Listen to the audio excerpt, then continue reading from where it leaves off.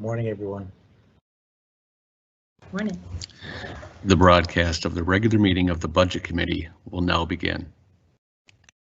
Good morning. My name is Lene Palmisano, and I'm the chair of our Budget Committee, and I'm going to call to order this regular committee meeting for Thursday, September 24th. Before we proceed, I should note for the record that this meeting has remote participation by council members and city staff, as authorized under the provisions of Minnesota Open Meeting Law, section 13D.021, due to the declared state of local public health emergency. At this time, I'll ask the clerk to please call the roll and verify the presence of a quorum. Councilmember Reich. Here. Gordon. Here. Cunningham. Present. Ellison. Oh, Cunningham is present. Ellison. Present. Osman. Goodman. Present. Jenkins. Here. Kano. Bender. Here. Schrader. Here.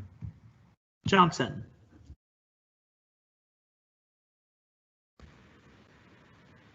Fletcher. Here. Osman.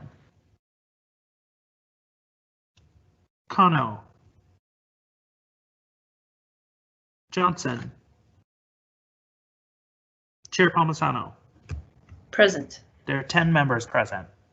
Thank you. Please let the record reflect we have a quorum. We have one item on the agenda today, which is an overview continued from our last meeting of the mayor's proposed 2021 budget, presented to us by the budget office today, Amelia Kruver and Micah Intermill. I will invite Director Intermill, our city's budget director, to begin. Welcome. Good morning, Chair Palmisano and members of the committee. My name is Micah Intermill, City Budget Director, and I'm pleased to join you today to provide the second of two overviews related to the 2021 Mayor's Recommended Budget. Great, thank you. This presentation will focus on the broad strokes of the changes included in the Mayor's Recommended Budget.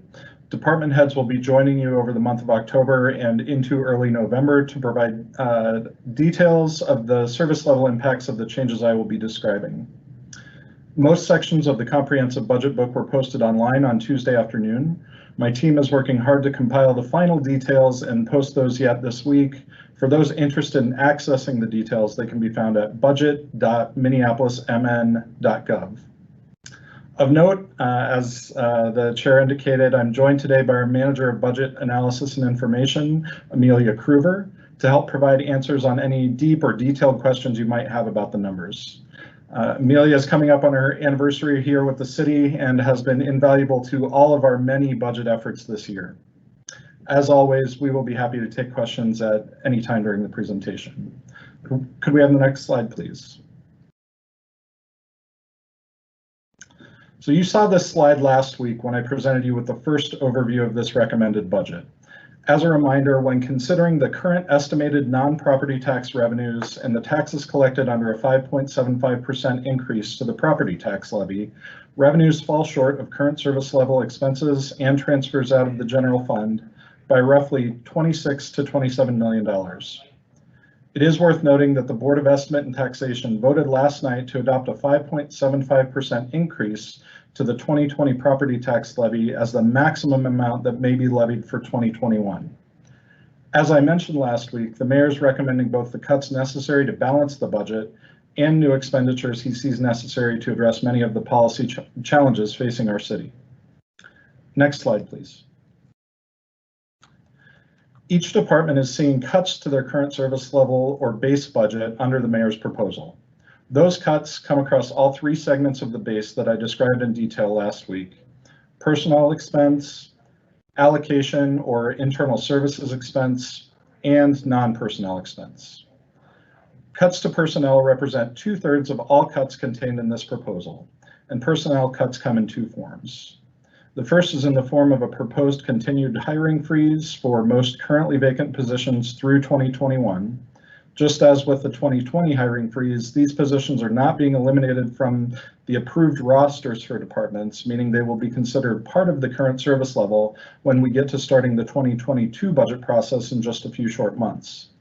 But these positions are not funded in this proposed budget, so departments will not be able to hire unless they are granted a waiver and find sustainable funding for the positions through a reorganization or reallocation of their financial resources next year.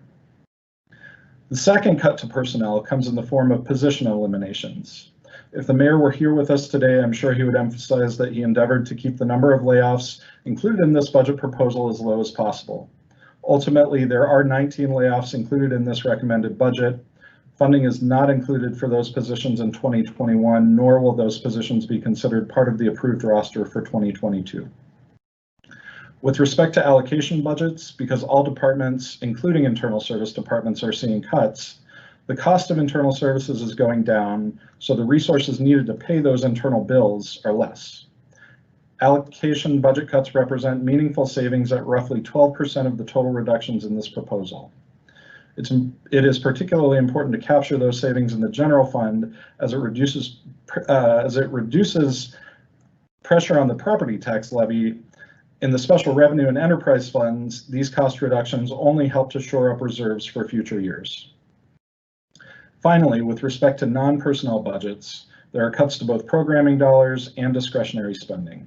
These cuts make up 22%, or roughly 1/5 of the total reductions in this proposal. Department heads will provide full detail of what is being cut and the service level impacts when they come before you next month and into November. Next slide, please. In terms of new investments proposed in this budget, they also fall into two broad categories. The first category is what we are most used to, the addition of new services or the expansion of current services provided for the benefit of those who engage with our city. The second category is a little weedy, but important for the long-term health and sustainability of the way we fund our work and indeed the work itself. There's a set of change items that have been funded from year to year, but through the use of one-time resources in each of those years. Important work of the city that folks have come to rely on, such as the Trans Equity Summit, which was held just this past week for its 7th successful year, have not been funded in an ongoing way. This means that each year active choices have been made to continue the work or not, but had the work not been continued, it would not have required a cut to that budget. This is somewhat paradoxical because if a program ended after 7 years, it would certainly feel like it had been cut. So in developing this budget, the mayor has paid careful attention to those previously recurring one-time items and has made active decisions to fund those programs which he felt should continue in an ongoing capacity. And those programs are now funded in an ongoing way through the property tax levy. Next slide, please. As I've mentioned, I don't intend to provide deep detail on any one cut to a department, but I will now provide an overview of the cuts, which come to a total of roughly $33 million, or about 6.8% in the general fund, and $12 million, or about 5.2% in other funds. I'll do my best to highlight numbers that may stand out along the way, but please don't hesitate to ask questions as we go. I should note that the departments are being presented in 3 sections: coordinator departments, charter departments, and policy and oversight departments such as the mayor, council, and a few others. There's no science to this, nor were attempts made to balance the cuts in terms of these groupings. I simply couldn't develop a slide that legibly showed all of the cuts in one place. Among the coordinator departments, the largest cuts are noticeably in the Convention Center and Downtown Assets Fund. These cuts of $6.7 million represent 16% of the operating budget for the department and do not include reductions to the capital program, which total several million dollars more. As we've discussed at length, the social distancing prohibition on large gatherings means less revenues and less activity at the convention center generally, and that is picked up in this cut. Intergovernmental relations and emergency management both see cuts of greater than 10% due to the outsized impacts of personnel cuts of one individual from each of these small teams. In the case of intergovernmental relations, the position is frozen for 2021. In emergency management, a position is being eliminated.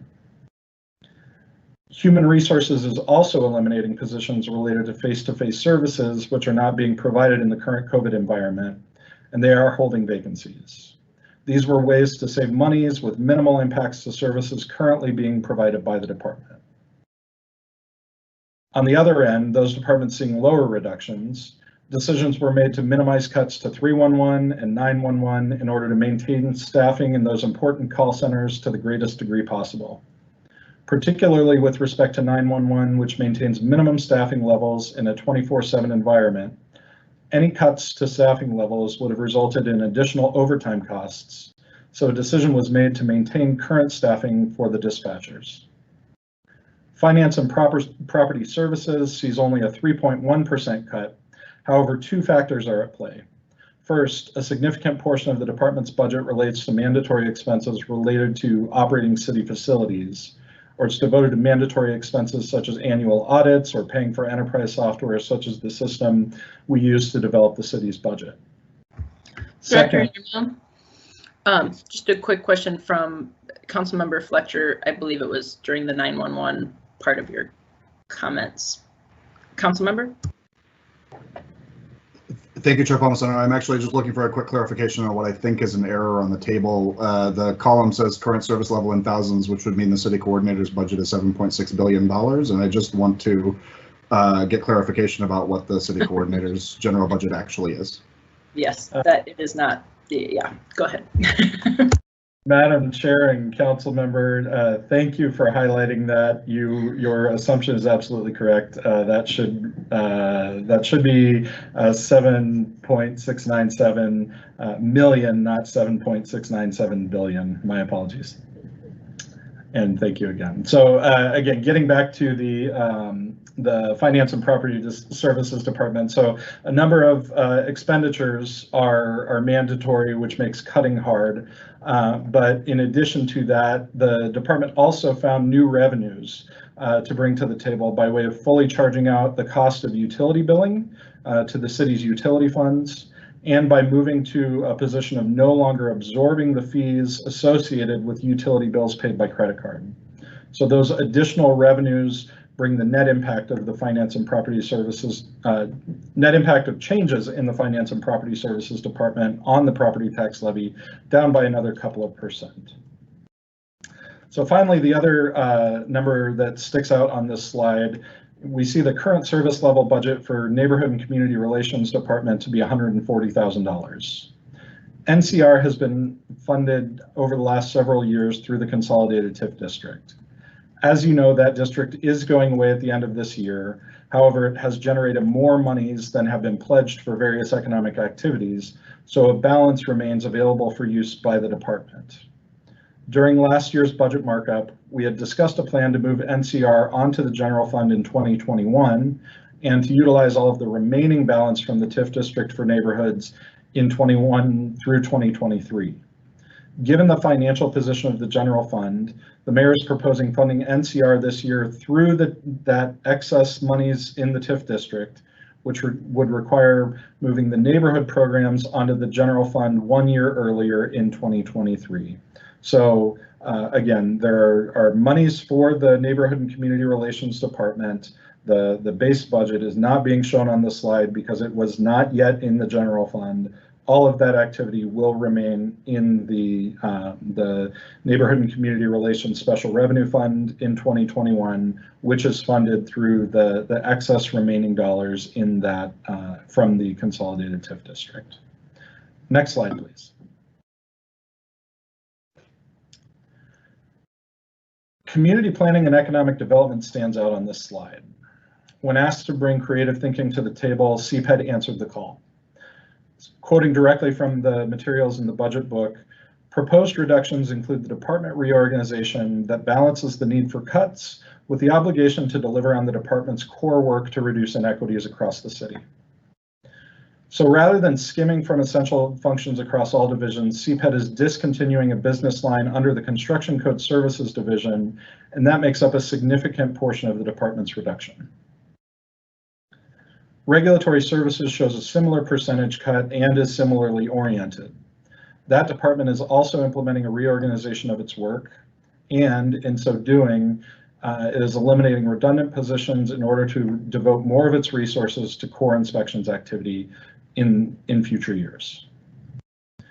The assessor and public works departments also stand out. Cuts to the assessor include the discontinuation of ongoing funding for the computer-aided mass appraisal, or CAMA system. This ongoing funding would have been necessary to support the maintenance contract for a new software system. However, that system project was put on hold in the 2020 revised budget. So these dollars are able to be reduced without direct impact in 2021. The city does need to find a sustainable ongoing solution to replace this aging software, but new resources available in the department, new staff that have been hired this year, as well as new leadership in IT, bring fresh perspective to this challenge. With respect to public works, Director Hutchison said it best during the mayor's deliberations. It's not possible to cut public works spending without people seeing it on their streets and in the work that nearly a quarter of city employees do every day. Robin is much better equipped to detail the service level impacts, but I will note that the mayor did emphasize maintaining funding for winter corner clearing in the face of the cuts shown on this slide. The fire department stands out as the outlier on the low end, and that is reflective of a decision not to cut back the level of current strength of the department, which is at its budgeted capacity. So again, not reducing the current strength for the fire department, and I'll pause to see if there are any questions. Council President Bender. Thank you, Madam Chair.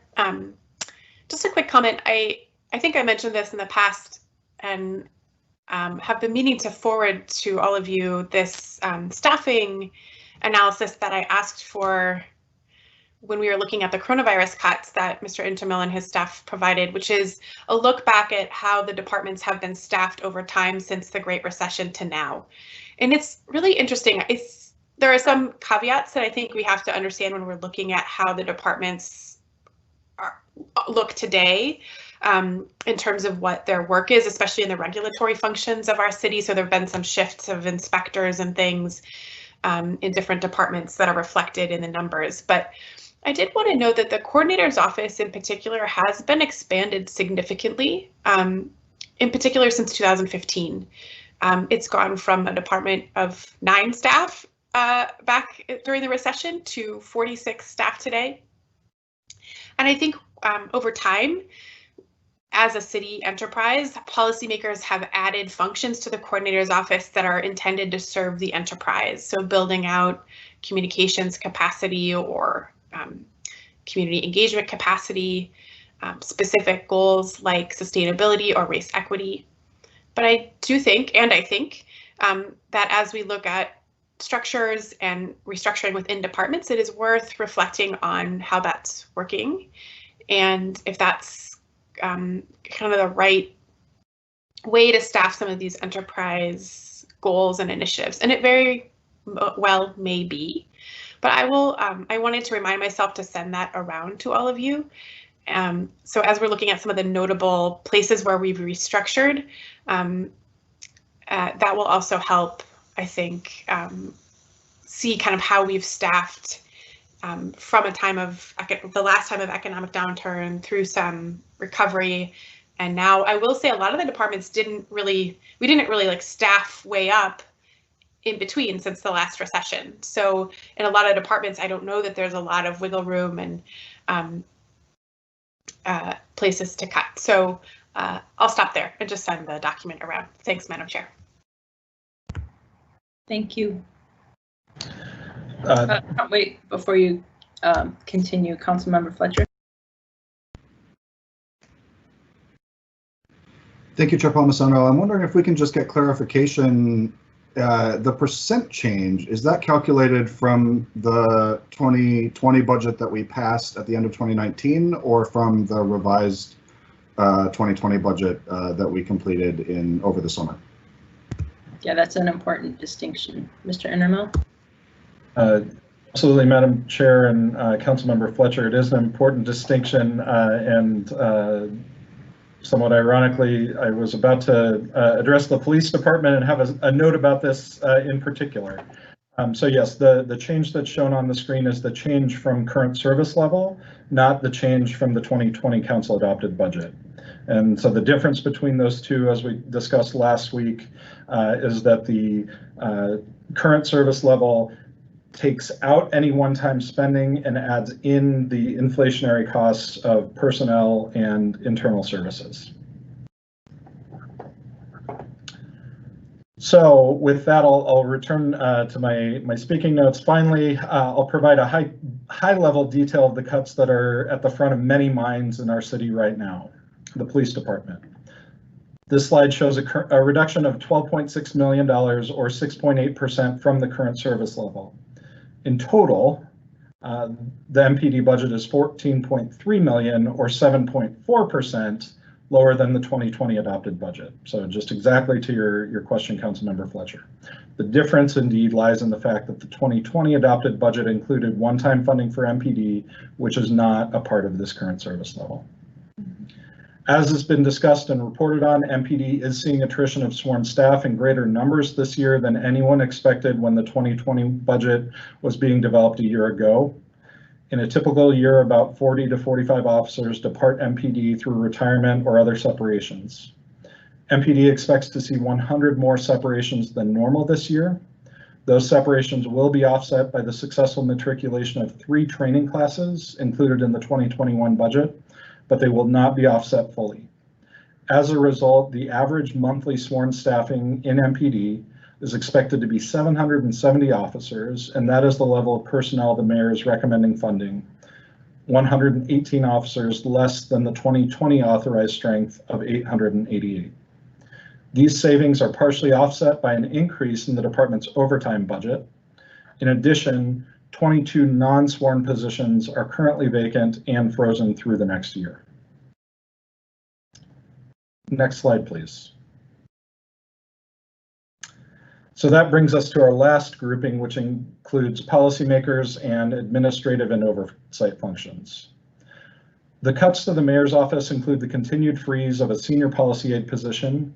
Cuts to the council include discretionary non-personnel dollars.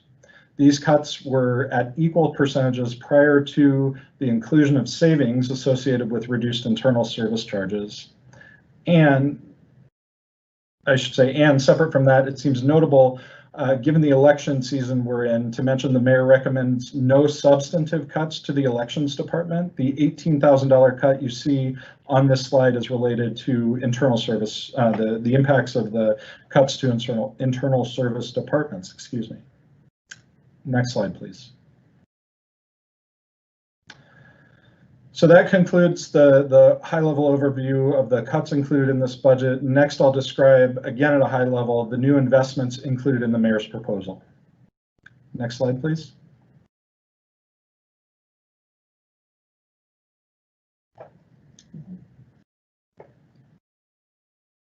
So again, for ease of legibility, I separated out the departments into those that fall under the city coordinator and those that do not.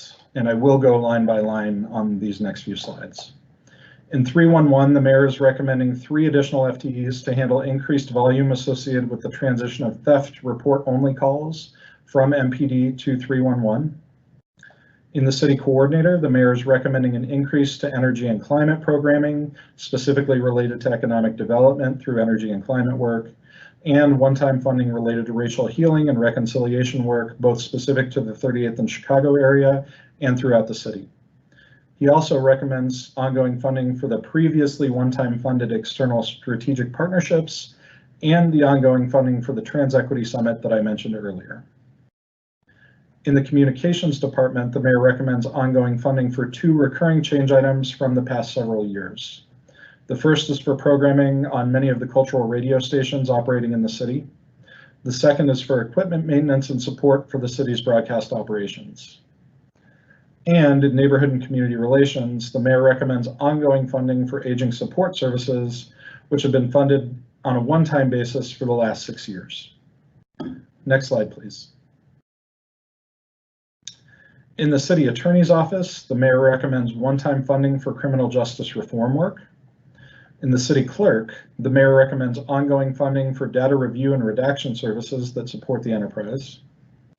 In CPED, the mayor recommends funding for a tenant resource center, a tenant stability hotline, and one-time resources for Minneapolis Forward, which is the coalition of partners rebuilding our city as we speak. He also recommends making ongoing a number of investments in affordable housing and economic development and inclusion, which are numerous and I won't name here, though I will highlight that the footnote to this slide shows that that $17.85 million includes one-time TIF monies for the Affordable Housing Trust Fund and for the Commercial Property Development Fund, in addition to ongoing monies from the general fund for both of those programs. In the health department, the mayor is proposing an expansion of staffing and the footprint of the Office of Violence Prevention and the ongoing funding of the Minneapolis Violence Interruption Program started this year. He has also recommended one-time funding for an opioid peer recovery pilot program and the Fast Track AIDS Prevention Program.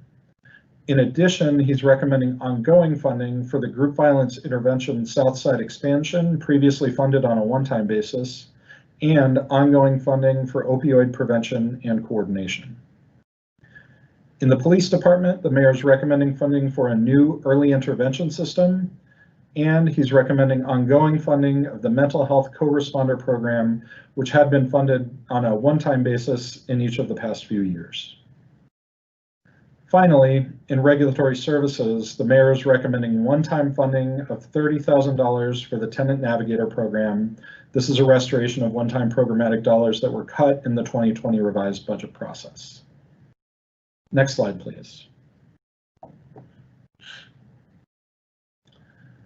Councilmember Fletcher raised a good question at last week's overview meeting regarding making cuts through hiring freezes and what impacts that will have on the property tax levy. Next, we'll discuss the estimated increases for the next 5 years. I've included the full 5-year financial direction on the next slide, but before we get there, I did want to highlight the estimated changes under the plan. As you can see on this chart, the mayor recommended 5-year financial direction, which is sometimes referred to as the city's tax policy, includes increases to the levy of 5.35% in 2022, 5.73% in 2023, and increases in the subsequent years, which are at declining rates in each year. I won't go into the same level of detail today as I did last week, but I do want to remind all of you and those that may be watching from home, changes to the property tax levy rarely mirror changes to the property tax rate. The levy is the total amount that is collected in property taxes. The rate is how much is assessed against each property's value. Yesterday, I did some quick research on the Hennepin County website, and I was able to pull property tax rates going back to 2015. If the council adopts the mayor's recommended levy for 2021, the property tax levy will have grown by 37.6% over the last 6 years. But over the same time period, so since 2015, the tax rate, so how much we take of each individual property's tax capacity, will have decreased by 18.2%. So this is of course a reflection of the growth in the city's tax capacity, both through literal growth in Minneapolis and through the expiration of TIF districts as we discussed last week. But that makes the decrease no less real. And so I share this not to diminish the impacts of increasing the property tax levy by any percentage, but to help underscore that the impacts of the levy are different in the real world than they are on any individual spreadsheet. Getting back to the details of the plan, you might wonder how the changes to the levy can be so stable, given the fact that the mayor's recommended budget includes the freeze rather than the elimination of some 375 positions, which will be incorporated into next year's current service level. Next slide, please. Before you move on, Mr. Innermill, can you help us, given the environment that we're in and so many unforeseen needs that have come to our city and impacts from the pandemic, can you help us understand? So your previous slide just simply had the 5-year financial direction in terms of levy. How does that compare to what we thought it would be last year or 3 years before that? Is it fairly accurate So thank you, Madam Chair, for Or the question. has something significant changed is all I'm asking. Thank you, Madam Chair, for the question. It is pretty similar to the 5-year financial direction contained in the 2020 Council adopted budget. So specific to 2021, the budget that we're discussing today, the anticipated increase to the levy was 6.11%. That compares to the 5.75% increase that the mayor has recommended, in which the Board of Estimate and Taxation has set as the maximum. So those are very similar. I think my recollection is that in prior in the council adopted 5-year financial direction 2023 through 2025, or excuse me, 2022 through 2025 were a bit lower, but it was still a pretty stable trajectory downwards in terms of the increases.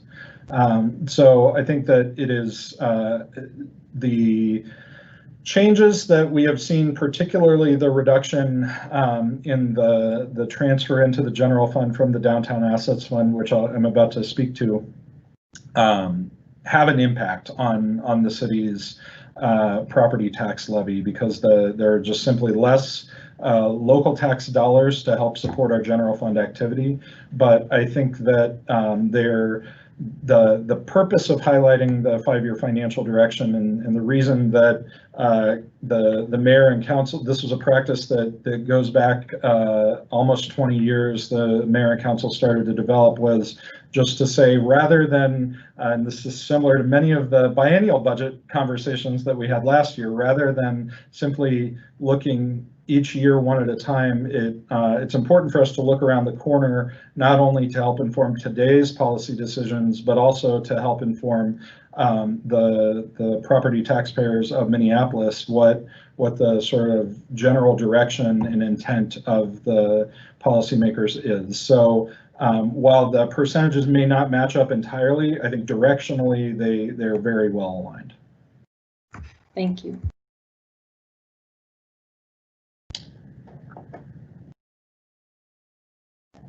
So it is hard to see I struggle with this every year. It's hard to look at the 5-year financial direction on a PowerPoint slide. It's easier to see in the budget document itself. So this is our 5-year financial direction, which is published in the financial plans section of the budget book. And I've highlighted 2 lines in yellow, transfers into the general fund and a continued hiring freeze phasing out in 2024.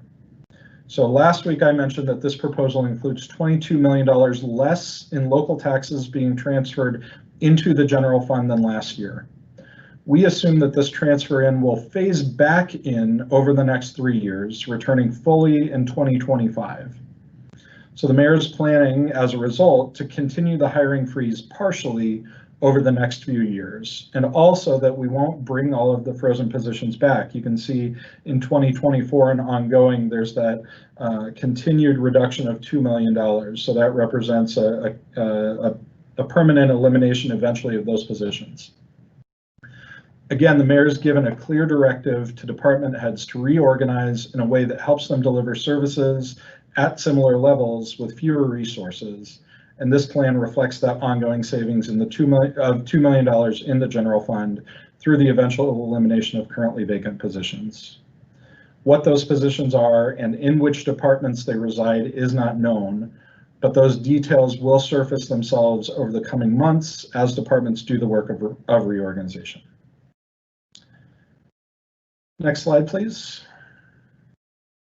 So with that discussion of the 5-year financial direction, I also have to have a brief conversation about the underlying uncertainty, underlying uncertainty within those projections, and our work and the underlying uncertainty within our work this year and next. Next slide, please. That is to say, there are indeed a set of known unknowns underpinning all of this work. First, the economic conditions of the pandemic ebb and flow seemingly weekly. As each of us continues to adjust to our socially distant world, our spending patterns change. Anecdotally, you can see I'm broadcasting live from City Hall, and as I was walking through the skyways this morning, I noticed more activity today than we saw at the onset of the pandemic about five to 6 months ago. And so as all of those individual actions occur, as folks start returning to work, as folks change their spending patterns in the general environment, the individual actions add up to potentially significant impacts on city revenues. Second, to the point I just made, the timing and shape of a return to the pre-COVID normal will ultimately prove or debunk the assumptions related to the recovery of local tax dollars and the ability to transfer those dollars into the general fund. So plainly put, the number of people coming into downtown every day is a driving force on many city revenues. So we assume that pre-COVID normal comes back next fall. If it's earlier, our tax collections, our parking revenue collections will be greater than planned. If that return comes later than next fall, our collections will be fewer. And accordingly, the spending plans will need to change. So the third point, right now we don't know what the future holds in terms of state and federal aids. We know that the state is facing a serious budget shortfall of its own, and in the past, those state budget shortfalls have had an impact on local government aid. And we know that there's an election in a few short weeks from now that could significantly change the makeup of the executive and legislative branches in Washington. As is often said, elections have consequences, and in this case, they may directly impact our city's financial realities. So those two, the state and federal impacts will directly have an effect on the city's financial picture. Pause here to see if there are any questions. Yep, Councilmember Fletcher. Thank you, Chair Palmisano. Director Intermel, I'm wondering if you can elaborate a little more.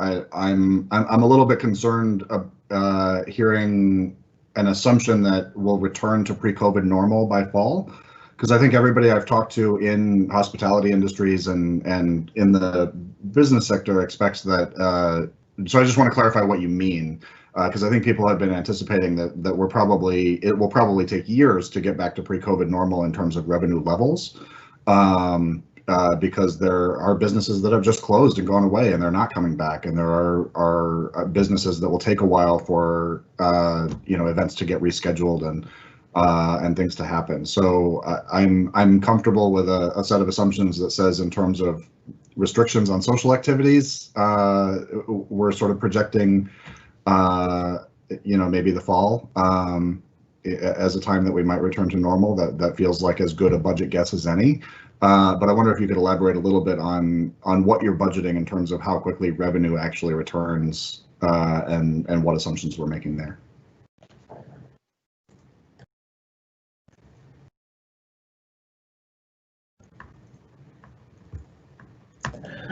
So thank you, Madam Chair and Councilmember Fletcher. That's a good and important highlight. You've got it exactly right on. When I say a resumption to pre-COVID normal, I mean the easing of those social distancing restrictions. So I think there are, in general, two different kinds of downtown impacts. There's office work and there's entertainment activity. And so that office work, we are seeing a gradual return. Now, if there's a spike in a surge in COVID cases, we may see that pull back. But right now, anecdotally, there's a steady return to that the downtown activity in offices. On the other side, the entertainment, there's still a hard prohibition on large events. And so that in particular, the lifting of restrictions on large events is what we anticipate in the fall. And so you're correct. The assumption is not a full hard return in fall, but a gradual return to the local taxes. And Amelia has some specific details on that she can share. Yep, so in for the current 2020 projections, we're showing about 39.6 million in our sales tax revenue. That compares to 2019 of 89 million. Looking forward, with that assumption of returning to more downtown activities, to the larger activities, that shows a $41 million estimate. So there's not a large jump from our current year estimate and our 21 estimate. Just as Micah said, we are not showing an increase in sales taxes until late into the year, and we're certainly not showing a return to normal levels at the end of next year. And so just to pick up on that, you'll recall in this year's local tax numbers, we had 3 really good months of collections in January, February, and March before COVID. Mm-hmm. And so in next year's projections, we are assuming that we will maybe not have 3 really good months at the end of the year, but we will have 3 months of returning towards normal activity. So hopefully that answers the good question from the council member. And again, you know, all of this, and this is exactly why we're having this conversation, all of this really is subject to forces widely outside of the city's control. And it's just important for us to all recognize that uncertainty continues to exist. And so I see there may be another question. If I could, yeah. Actually, just to wrap that up, can you help us understand? I mean, council members are hearing from people across the city with their own personal experiences, and also from organizations, right, like BOMA and others, in terms of capacity or current, you know, vacancy levels and that sort of thing. Where do we get our grounding from a budget perspective on what we might want to anticipate? Like what factors go into your projections? Madam Chair, so generally speaking, we read as much as we can. We collect as much data that way that we can. We don't subscribe to any specific sources of economic analysis, macroeconomic analysis like the state does. So we rely on the state economic forecast to help guide our assumptions. And indeed, there's a lot of those, the state macroeconomic, one of our newest analysts, Neil Youngins, took a look at how the state's macroeconomic activity has compared to the city's local tax revenues over the last few years. And it's, not to get too statistics wonky, but it's a near perfect correlation between growth in GDP in the state and local tax revenues in the city. Now, of course, that we can't assume perfect correlation next year because so much of Minneapolis's local tax activity is related to large events. But we can assume that earlier, that first half of activity, the sort of resumption of office activity, that sort of as GDP comes back, as general spending comes back, that office activity will come back. Similar to you, though, we also hear from folks like BOMA and others who operate large office facilities in the downtown area, that when they're talking to their tenants about when they expect a return to work, we're hearing that folks really are looking to return to work soon, and by soon I mean in the fourth quarter this year. Now, of course, you know, there are a lot of challenges to return to work, particularly for those who have kids in schools who may be doing distance learning, and so, you know, because folks want to come back, they may not be able to come back. So those are two different things. But really, we, in terms of where we get our data, it's anecdotal and also just sort of secondary source information through the news in the state. Thank you. I think that's helpful, so we all know what we're paying attention to, and it's good to know that those statewide projections are analogous to what is going on here. Councilmember Cunningham. Thank you, Madam Chair, and thank you to the budget team for this presentation. I am curious, also just wanting to kind of elaborate a little bit on the assumptions for next year. I hear a lot around like the economic aspect of it, so I'm curious about the public health aspect of it. You know, what role has the public health perspective played into the assumptions for next year, as well as like, is there any sort of signaling that you all have seen from the governor's office around, you know, easing of the emergency declaration? You know, so I'm just kind of curious around the public health factor and how that plays into the assumptions that are being made here. Thanks. Certainly, Chair Palmisano and Councilmember Cunningham, we don't have any insider information from the governor's office about any easing of restrictions, and so I'll just be abundantly clear about that. With respect to how public health conversation plays into these assumptions, you know,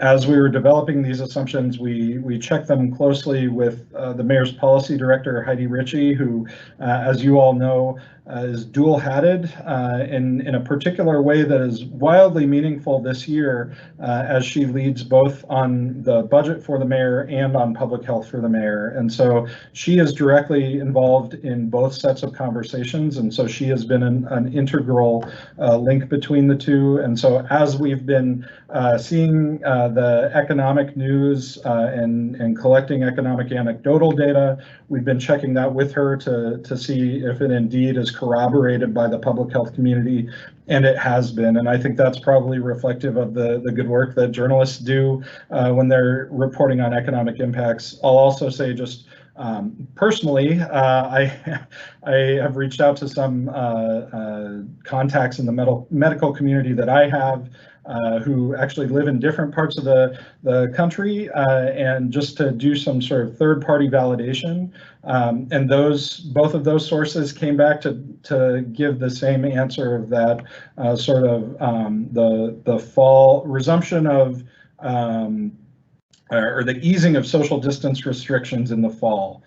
So that was a good indicator for us that sort of the breadcrumbs that we're picking up are indeed leading us down the right path. And also, just when I think it was last week, of course the weeks blend together, it was last week or the week before that Dr. Anthony Fauci and others from the CDC mentioned that late fall, or that late summer, early fall timeframe, which helped to give us some more comfort to the assumptions that we're using. And I would add one more thing. There's been evidence that economic activity is driven by the containment of the virus. So not only the emergency measures put in place, closing some businesses, but just the fact that the virus is contained or not has driven economic activity. And so that's why that prediction of a vaccine being available in time for Q3 is important for our economic projections as well, because we know that not only are the official measures from the governor's office impacting our economic activity, the way that people feel going out into the world is an important factor. And so those two line up in our projections. Great, thank you. Madam Chair, if I may ask a follow-up question? Please. So thank you for that. Whew, great to hear it. You know, as the public health chair, just got to make sure that that's a factor in there too. Kind of always something I'm thinking in the back of my mind, and we are in a unique position for Heidi to be playing that dual role. So I also, you know, I don't know if this is so much a question as kind of wondering the role of cultural norm shifts, you know, with office-based work. For example, my husband has worked downtown in an office, and they were like, "Oh, we can actually just do this work from home. We actually don't need to come to an office."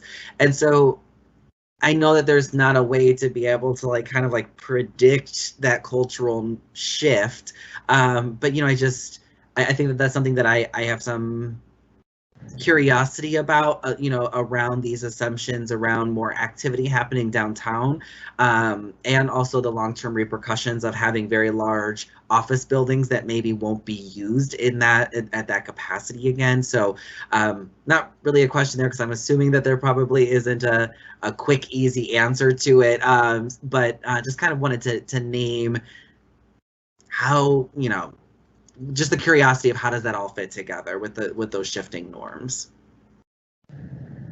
Yeah, Madam Chair and Councilmember Cunningham, I share that curiosity, and I think you're exactly right in it. You know, speaking directly to the city culture, I think prior to COVID, there was not a lot of broad engagement in working from home.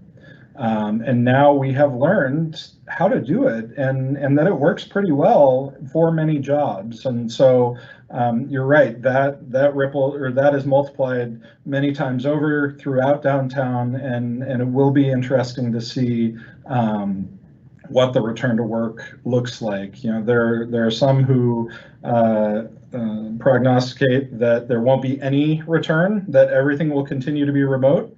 There are some who say remote work will go away entirely, and the reality is probably somewhere in between. And that's exactly what we're speaking to when we talk about the shape of return to work. Great, thank you so much. Council President Bender. Thank you, Madam Chair. I'm sorry. I think Councilmember Goodman Yes. is first. Sorry, I didn't see that. Councilmember Goodman and then Councilmember Bender.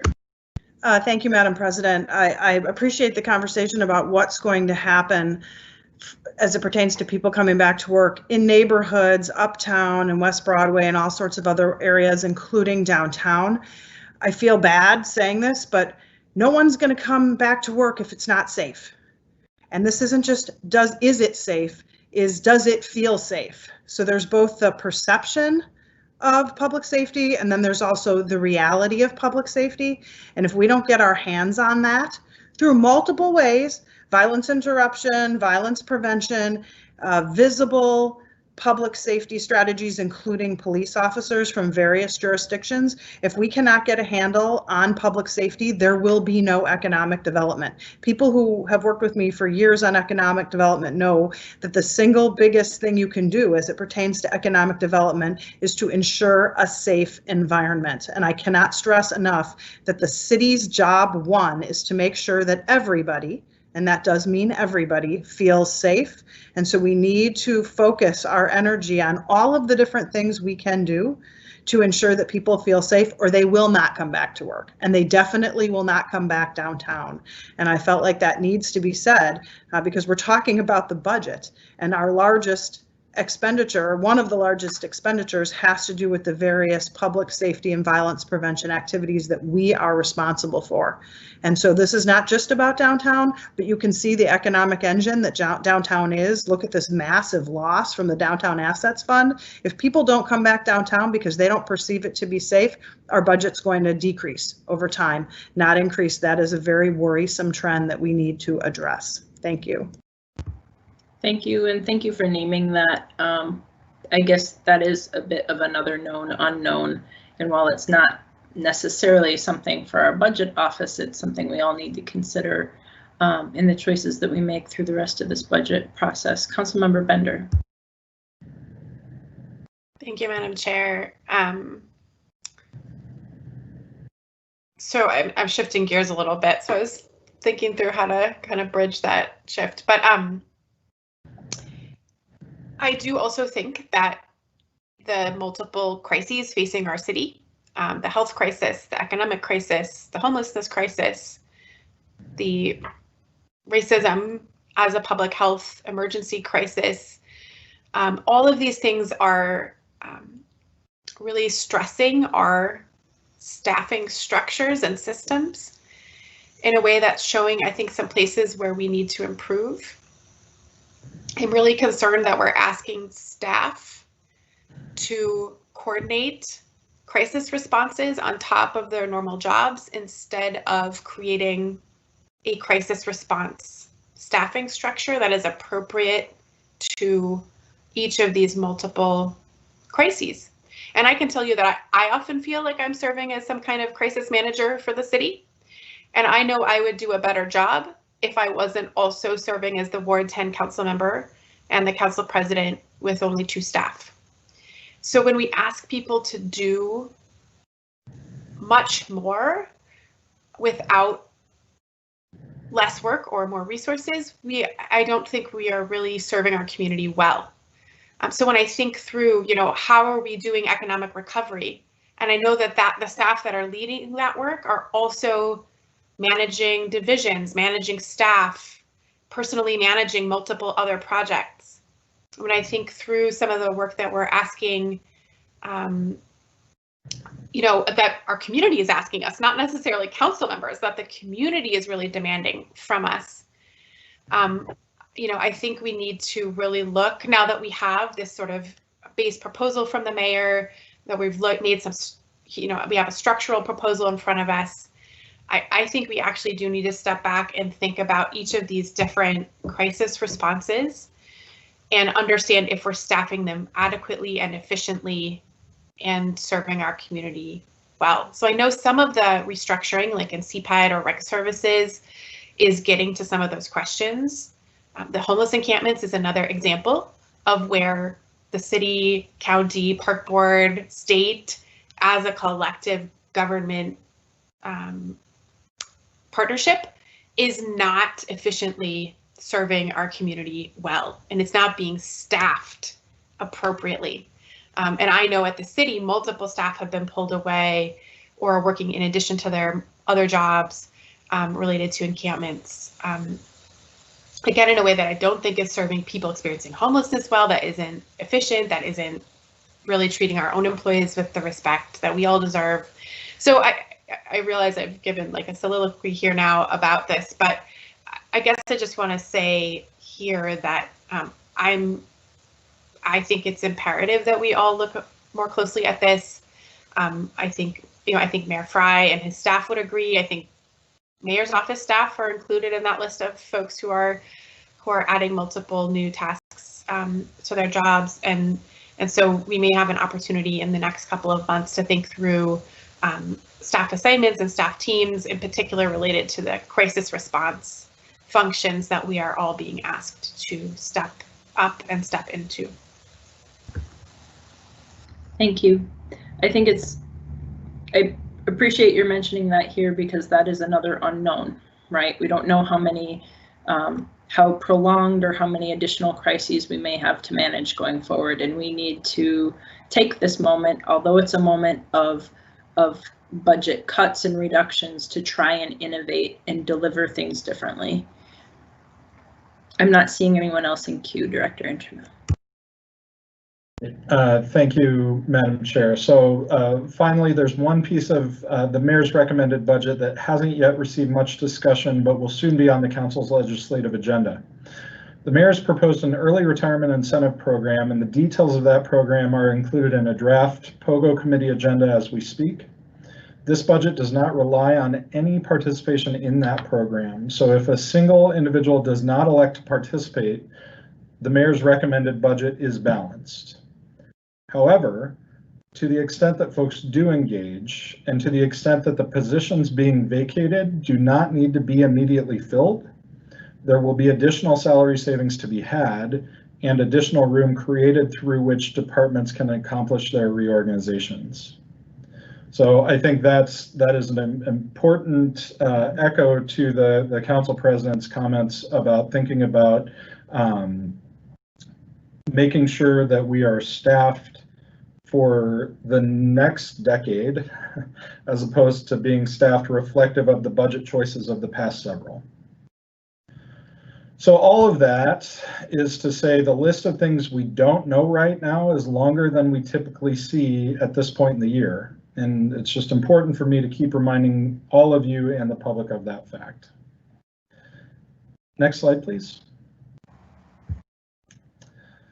So with that, Madam Chair, I've concluded my prepared remarks. Thank you for this opportunity, and thank you to all of the members of the committee for your thoughtful engagement at the outset of the council deliberation process.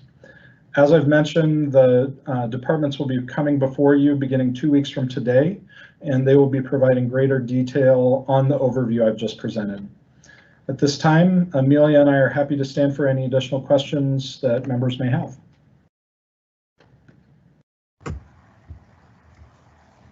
I'm not seeing any, but I'll give people a second here.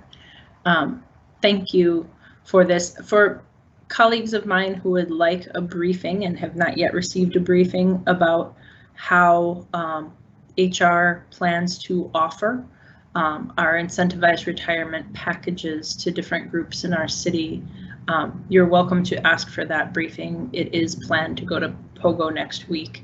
And to the extent that I have already been briefed, I'm also happy to speak offline with people as interested. Ms. Kruver, Director Intermill, I'm not seeing any further discussion. So at this point, I will direct the clerk to file your presentation. With that, we've concluded all the business to come before this committee today. So we will stand adjourned. Thank you everyone for your time and for joining us.